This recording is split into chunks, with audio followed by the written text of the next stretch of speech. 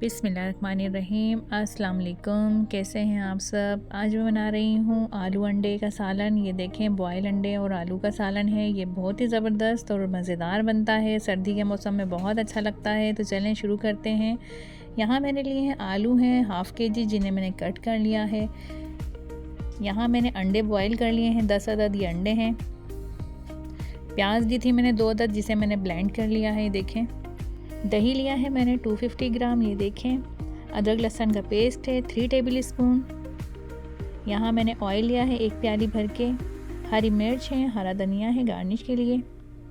पिसी हुई लाल मिर्च है 1 टेबल स्पून और 1.5 टेबल स्पून मैंने लिया है नमक। और यहाँ एक मैंने लिया है पैकेट शान कौरमे का। अभी एक बर्तन के अंदर मैं ऑयल ऐड करूँगी और ऑयल को हम गरम करेंगे। ऑयल गर्म होने के बाद जो मैंने प्याज पेस्ट की थी, ये प्याज मैं इसमें डाल दूंगी और अदरक लहसुन का पेस्ट। प्याज और अदरक लहसुन के पेस्ट को हम अच्छी तरीके से भूनेंगे, अच्छे से फ्राई करेंगे। अदरक लहसुन भी मैंने इसमें ऐड कर दिया है।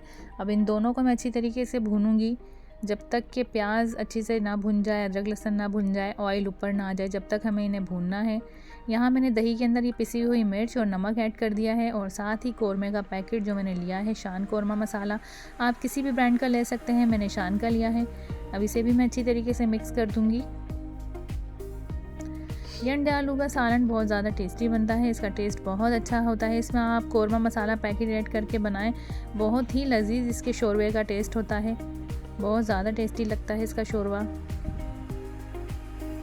प्याज यहाँ हमारी देखें अच्छी तरीके से भुन चुकी है। ये देखें, प्याज अदरक लहसुन जो मैंने लिया था अच्छे से भुन गया है, ऑयल भी ऊपर आ गया है।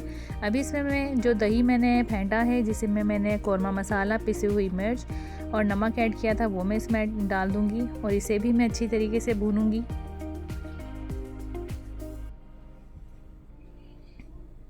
अच्छे से इसे भूनेंगे जब तक कि इसका ऑयल ऊपर ना आ जाए।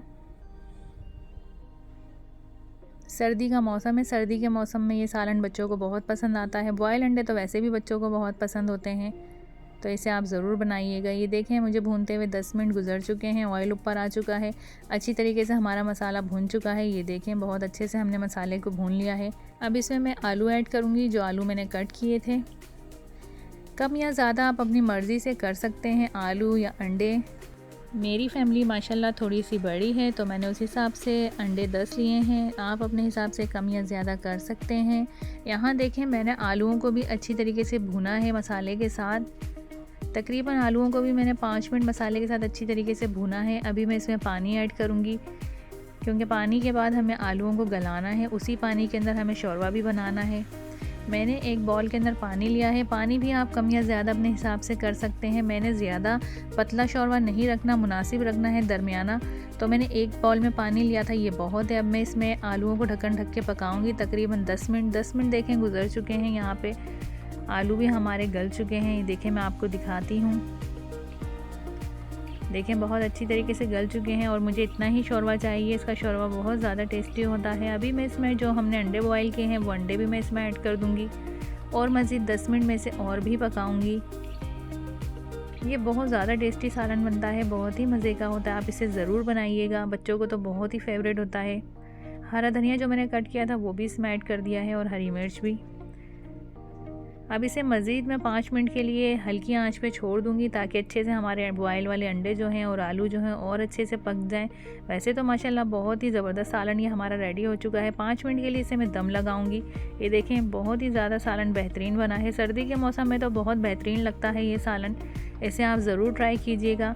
कौरमा मसाला पैकेट का जो टेस्ट होता है, वो भी इसमें बहुत बेहतरीन सा टेस्ट बन के आता है।